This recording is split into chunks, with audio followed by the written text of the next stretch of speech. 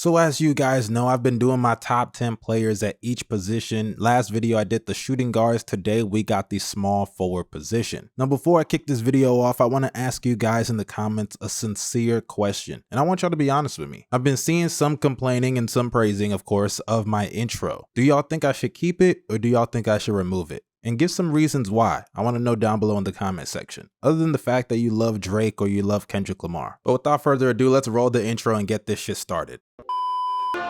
Hey.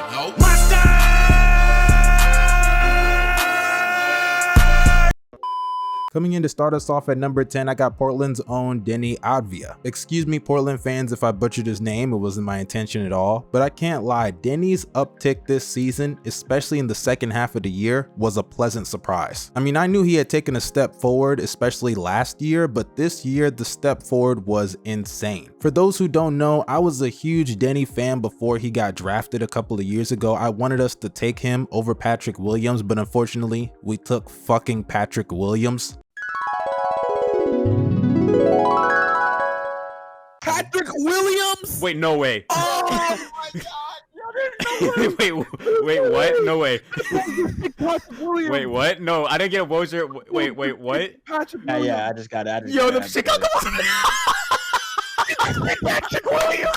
Oh my god.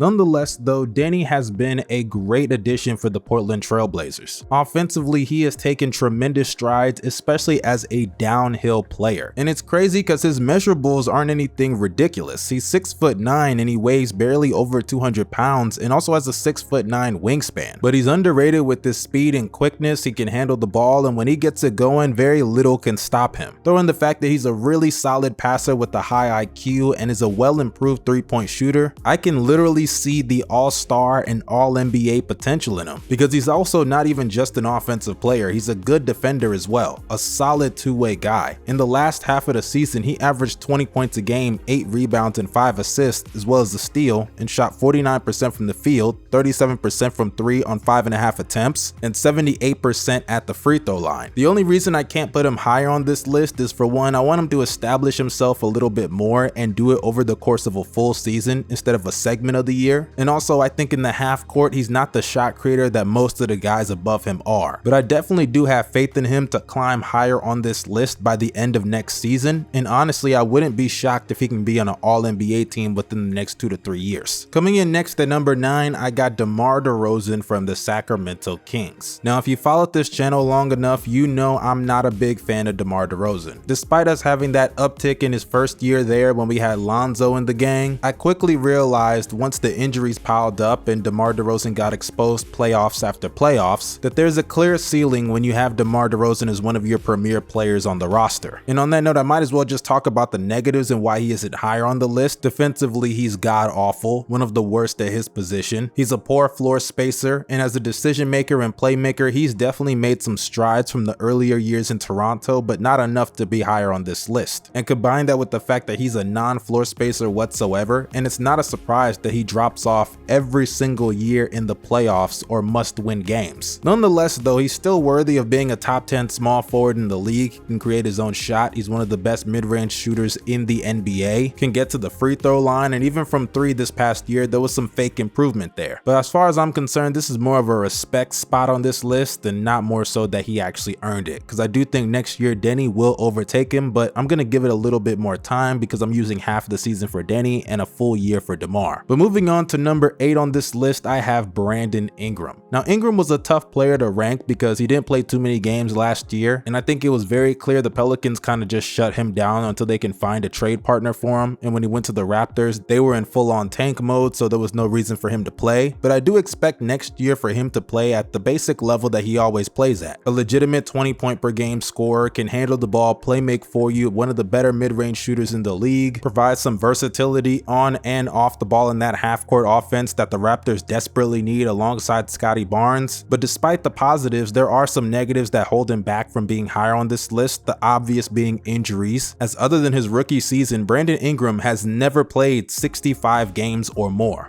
I'm not even lying, it's been that bad. And on top of that, defensively, ever since he really left LA, he has regressed a good amount. Throwing on top of that Ingram is a very jump shot reliant kind of player, which kind of prohibits what he can do as a #1 option, because as good of a mid-range shooter he is and jump shooter he is overall, he's no Kevin Durant, he's no Devin Booker. I don't think he can make up for it in enough ways to put him higher than some of the players on this list. Nonetheless though, I'm really happy for him getting that bag and going to a team that obviously wants him. Coming in next at number 7, and this may shock some people, I got Jaylen Brown of the Boston Celtics. Now JB, I get it, he's a finals MVP, an NBA champion, but this upcoming season I think he is going to get a little bit exposed, not gonna lie. Before I get to that reason though, let's talk about the things he does great as a player. For starters, his ability to get to the rim is one of the best on this list. This is a guy that last season in a down year shot nearly 68% at the rim. He's efficient and effective at getting there, which has been really the draw of him as an individual player. Throw in the fact that he's also a solid mid-range shooter that I think will increase the volume next year with Jason Tatum being out, and it makes sense why he's a solidified 20-point per game scorer. And even on the defensive side of the ball, on the ball he's very strong, which leads to him being a tough matchup for a lot of other guards and forwards, i.e. Luka Doncic in the NBA Finals. But then you get into why I have him so low on this list, and let's start off with the obvious. Offensively, the limitations are very clear. He has been a huge benefactor of the team construction on that Boston Celtics team. His handles are still pretty shaky. On top of that, the playmaking issues are still obviously there. He doesn't make great reads at the right times. And though I do give him credit for improving as a playmaker, at the end of the day, the tunnel vision is very noticeable. His three-point shooting has been very streaky over the last 3 seasons, and on top of that, this year he shot 32% from 3 on nearly 6 attempts. He's a below average three-point shooter at this point in his career. And even though he's a solid on-ball defender, at the end of the day, there's more to defense than on-ball, and when it comes to his off-ball defense, he has definitely lacked, and I think it will get worse next year without a guy like Jason Tatum, who's one of the best off-ball defenders in the league. And then you also remove KP and Drew Holiday, Al Horford. I really just don't see a path for JB to be better than the guys I have above him on this list, especially considering he wasn't even better than them last year with better rosters than those players. But moving on to number 6, just edges out of the top 5, I have Franz Wagner of the Orlando Magic. In my opinion, Franz has to be one of the most underrated players in the league. I mean, I think people know he's a good player, but underrate the parts of his game that actually separate him from a lot of other players in the NBA. This is a man that averaged 24 points, 5 assists, and 6 rebounds on 46% shooting from the field and 87% at the free throw line this year. He has the ability to get to the rim and score efficiently, nearly 67% at the rim on over 300 attempts, and he did that in 60 games. He's a very crafty scorer at the rim, despite him not having the athleticism to make up for it in comparison to a lot of other players on this list. He's also improved tremendously as a passer and playmaker, and on a team like Orlando that is lacking offensive talent, that says a lot. And when you also throw in the fact that defensively he is so versatile, he can guard some guards and he can also guard wings, and that value cannot be overstated, as literally every single player I have above him in the top 5 have a level of versatility defensively and offensively. And despite the decline in his shooting ability, Franz finds a way to be effective off the ball, which is very important on a team with Paolo Banchero as the #1 guy. But I will say, when it comes to Franz, the biggest weakness in his game is obvious, the three-point shooting. And I really don't know what happened with that. Magic fans can probably fill me in on that in the comment section, but despite how good of an offensive player he is, he's shooting below 30% from 3 this year on 6 attempts a game, and in the playoffs it went down to 19% from 3 on 7 attempts. Teams are just leaving him wide open, they're going under all his screens, and to be the primary ball handler and one of the options on the wing and be that bad of a three-point shooter,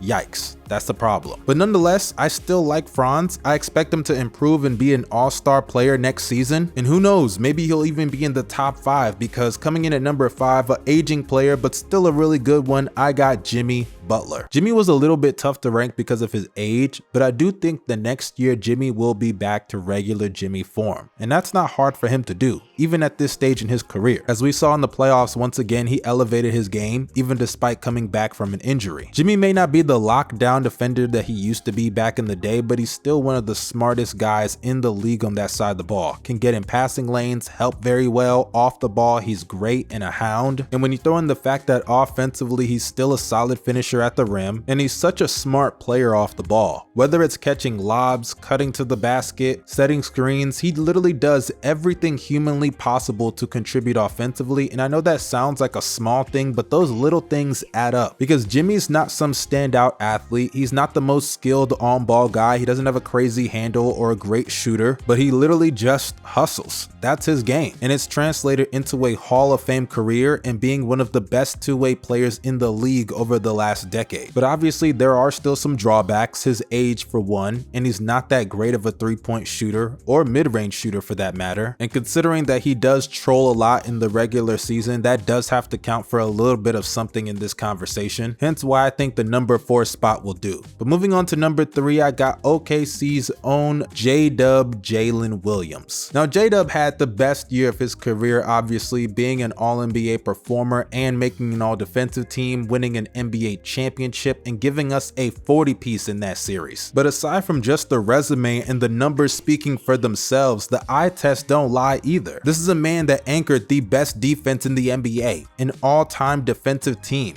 And he did that without Chet Holmgren being on the court, because who was the guy that was roaming? Who was the guy that was helping, making up for their lack of size at times when Hartenstein was off the court? And sure, they had some other great defenders. I'm not going to take away from Caruso. I'm not going to take away from Dort, Cason Wallace, but the anchor while Chet was out was J-Dub. Then you throw in the fact that offensively, he was an efficient player all over the court while doing it on and off the ball. He's a great cutter. He's a good three-point shooter. Good catch and shoot guy, can get to the free throw line, and even as a passer and distributor, he's very underrated in that aspect as well. Truly, the only reason I can't put J-Dub higher and in the top 3 of this list is because the other guys are just more established, especially as on-ball self-creators as the number 1 guy on their teams. Because as much as I do like J-Dub, he does benefit from playing heavily with Shai Gilgeous-Alexander. I can't just deny that fact. But speaking of facts, that brings us to the undisputed top 3 in my opinion. To start things off, I have Kawhi Leonard. Now we all know what Kawhi brings to the table. He may not be the defender he used to be, but he's still a solid and great wing defender in the NBA. High IQ off the ball, gets in passing lanes, very active, and on the ball he's still capable. And offensively, the man is the definition of efficiency. He shot 72% at the rim this year. He shot 48% from the mid-range this year and 41% from 3 on over 5 attempts a game. He knows how to get to his spots and knock them down like clockwork. Unfortunately though, the drawbacks are obvious. We all know them. Health being the number 1 thing. There really ain't an injury his body don't fuck with. And then you throw in the fact that playmaking is definitely still something he can work on, or at least that's just what it is at this point. He's not a great playmaker. He's improved, but that's still not a real strength of his. As we see every single time he's had one of these great stretches in his career, he's usually got a playmaker beside him, like a James Harden, like a Kyle Lowry. Not saying he can't get the job done without those guys, but those guys obviously enhance his game in ways that he can't do for others. But regardless, he's still a top 3 small forward in the NBA, and I think the top 3, I don't think anyone is clear of the other, but this is just the order I have. He definitely can be number 2, and on his best days, obviously number 1. Coming in at number 2, I have the Slim Reaper himself, Kevin Durant. Now KD is still one of the best scorers in the NBA. The man just finished up a season averaging 27 points a game on 53% from the field, 43% from 3 on 6 attempts, and 84% at the free throw line. Sure, the handle ain't what it used to be, the self-creation off the dribble ain't what it used to be, but when you're 7 foot tall, nobody can teach you that. Because of that height, the shooting ability ain't going nowhere. He's gonna be a walking 25 piece until he chooses to hang it up. He's just that deadly with it. The mid-range is still lethal at 53%, and even defensively, he's not a lockdown dude, but he's giving you some good help defense, good weak side shot blocking as well. He's still Kevin Wayne Durant, and I can't wait for the season to start so he can show y'all who the fuck he still is. Now, is he perfect? Obviously not. The handle ain't there like it used to be. He can't create separation on the perimeter like he used to do. And on top of that, his existence at the rim is pretty much not there at all. He took 124 attempts at the rim this year. Granted, 79% efficiency, but still, that's a very, very low total for someone who played over 60 games. Throw on top of that, the lack of availability is a problem, especially at this age and stage in his career. And even though he's a solid passer, has some gravity in his game at a high level, I would even add, there are still some limitations with it because, like I said, the handle, it ain't nothing crazy anymore. You could argue KD is the best small forward in the league, but I just won't make that argument because I still think the best small forward in the league at number 1 is LeBron Raymond James. I mean, what more can I say about LeBron that you guys don't already know?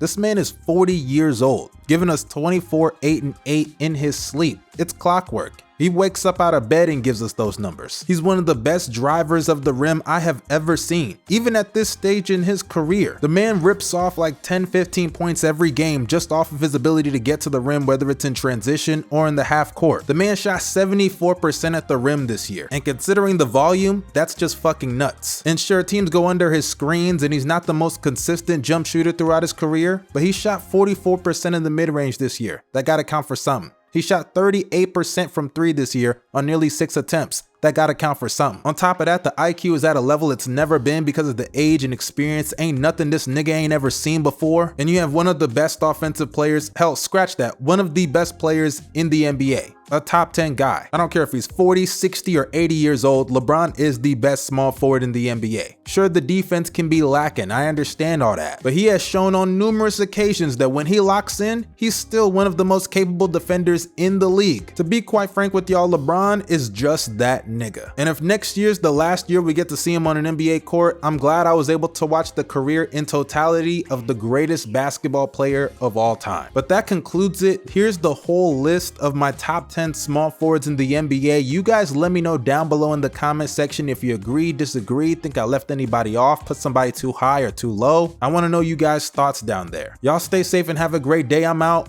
Peace.